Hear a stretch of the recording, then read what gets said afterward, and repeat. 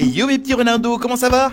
1993, l'arrivée d'un petit pois vert. Oui, on parle bien de moi, parce que oui, le vert c'est chouette, hein. Et si tu dis que je suis vieux, on va pas être amis, toi et moi. Bah 30 ans papa, c'est méga vieux en fait. Fiston, tu veux que je donne ta Switch en 4 heures à la voisine? Non, t'as raison, t'es pas vieux, t'es méga jeune. Je préfère.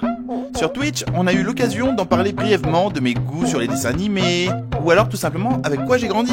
Ne dis rien, on est pareil. Et je me suis dit, pourquoi pas vous présenter ce que j'ai pu subir ou encore voir sur la tête de Steve qui montre des images qui bougent, alias la télé cathodique. Et oui, j'en profite aussi pour rajouter comme quoi j'ai eu la grande chance de pas découvrir cette fameuse télé noir et blanc. Non, je ne cherche pas à me défendre. Car oui, je suis pas né avec un magnifique téléphone tactile ou encore le dernier iPad et ma belle PS5 qui a la taille d'une brique avec laquelle tu peux exploser un mur. Brique, mur, brique, mur de brique. C'était quoi ça? T'as entendu pareil comme moi, non? Non, c'est juste que je préchote tes blagues nulles de vieux aigris. Je vais te poser du coup un compteur ici ou ici au cas où si t'en fais encore. T'es pas sérieux? Et si tu fais plus de 3, tu m'offres le dernier skin qui est sorti sur Fortnite. Ok, faisons ainsi. Bon, il est grand temps de venir à notre sujet principal de la vidéo. Vous faire part un peu de nostalgie. Voici l'heure des Animaniacs. On a disjoncté un max. Ou la hantise qu'on a pu connaître. Je m'appelle Angela, c'est mon nom.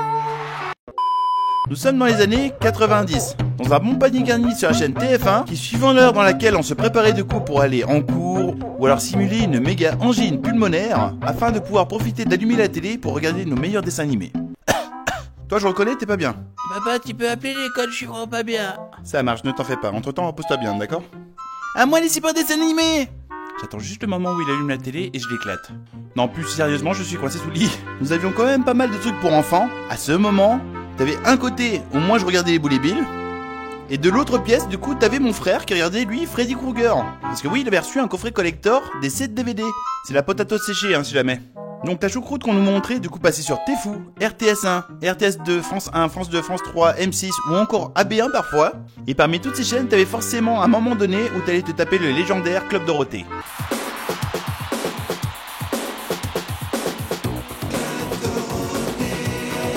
Le Club Dorothée nous sortait des chansons relativement curieuses avec un outline bien visible pour ne pas qu'on remarque que c'est un montage et que du coup ça passe incognito.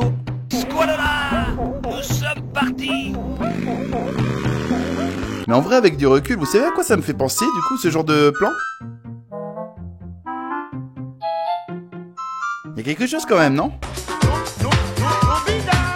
Vraiment? Ah, pourtant c'est bien ce que j'ai écrit, hein. Pourquoi j'écris ça? On a beau le critiquer aujourd'hui, mais on avait quand même pas mal de trucs hein, dans le Club Dorothée. Hein. On avait du Astro Robot, du Gigi, Samouraï de l'Éternel, Power Rangers, Joyce Conquérant de la Lumière, Dragon Ball Z. Ah ça, c'était mon petit bébé celui-là. Dragon Ball Z, le gentil Sangohan.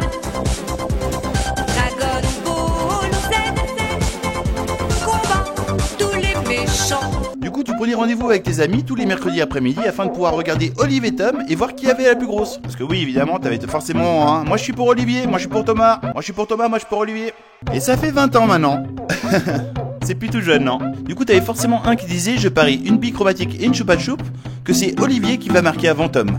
Bien évidemment, bah il avait raison. Du coup, j'ai perdu une bille et une choupa choup. Et en plus, ma choupa choup était au caramel. Moi qui déteste le foot, autant Olive et Tom, pour moi, c'était une bonne série quand même. J'avais bien aimé, je pouvais passer des heures du coup à regarder ça, c'était vachement chouette. Mais en vrai, on restait parce que du coup, c'était nostalgique. Forcément, l'un ne va pas sans l'autre. En gros, dans Olive et Tom, on avait le frère de Sia qui s'appelait Olivier Hatton et pas William Afton de FNAF. Bah quoi, elle était bonne la référence? Non? Le plus grand rêve d'Olivier Hatton était de devenir champion de foot. Il a du coup, lors de ses matchs interpays, rencontré Tom, de son nom, Thomas Price. Et c'est en voyant des moves tels que Piu Piu qu'on avait du coup envie de reproduire tout cela. Et forcément, ça se passe pas toujours comme prévu. Oh, ah, ça fait mal. Je crois que c'est cassé. Quel est le diagnostic, monsieur? Cela fait 12 ans que je suis dans le domaine, et grâce au temps qu'on y a mis là-dessus, c'est cassé. 12 ans d'études pour ça? Bien vu à l'aveugle. C'est triste, en effet. Olive a fait du coup une mauvaise chute et s'est foulé la cheville. Forcément, ça allait mettre fin à sa carrière. Faisons donc une minute de silence pour la cheville de Olive et une minute de plus pour Bubule, mon petit poisson plus poisson, qui s'est noyé du coup il y a maintenant 3 minutes. Du coup, ça veut dire que le rêve de Olive est foutu. Profitons de l'absence de Warner pour marquer le 4e but. Hatton s'est mis en position pour tirer avec toute l'énergie dont il dispose encore. Celui-ci défia toutes les lois de la physique en déployant du coup cette force surhumaine qui s'appelle L'inconscience. Oh bordel, c'est beau! Chacun avait nos habitudes. Moi, en l'occurrence, à 11h30, je prenais mon vélo pour partir le plus vite possible avec un vélo sans selle, oui, car on me l'avait volé, hein. Sinon ça serait pas drôle. Afin de pouvoir rejoindre du coup mon meilleur ami, qui lui avait une chaîne très précise, qui possédait nos meilleures pépites, et je veux bien parler de la chaîne AB1 avec le légendaire... Le grand, le vaillant, Son Goku. Forcément, on rentre dans la bonne vieille époque où on rejoint les aventures de Son Goku et ses amis afin de courir pour la longue et périlleuse quête des 7 boules du dragon. Et comment dire que voir un dragon se pavaner en ville, ça ne passait pas forcément inaperçu. Surtout avec ces 7 boules magiques en guise de lustre. Et là t'en as fait 2, je reconnais. Bah oui, un car c'était nul, et deuxième parce que c'était vraiment méga nul. Là tu triches. Continue. C'était quand même un manga très sympa, sachant que tu passais exactement 5 épisodes de 45 minutes chacun, à espérer qu'un combat se termine pour passer du coup à un nouvel enchaînement face à son adversaire. Et même si c'était long, bah tu continuais à regarder parce que c'était vachement chouette, hein. Mais t'avais quand même du coup la confrontation, comme vous à votre époque, la team Naruto ou One Piece. Perso, moi c'est Demon Slayer. Il y avait le même cas à notre époque avec Dragon Ball Z et... Tu l'as pas? Papa, t'es vieux. Du coup... Oh, accouche. Attends, bouge pas. Voilà quelqu'un. Mauvais générique. Coucou, c'est Les 4 coins de l'univers, quand triomphe le mal. Les Chevaliers du Zodiaque, sortis en 1986, se passant dans l'univers de la Grèce antique, comprenant du coup les 5 chevaliers de bronze. Nous avions Seyar, chevalier Pégase, Iki, chevalier Phénix, Yoga, chevalier du cygne, Shiryu, chevalier du dragon, Shun, qui était le chevalier d'Andromède. Dedans, nous avions du coup des chevaliers qui sont unis à leur constellation, combattant dans le même but, la protection d'Athéna.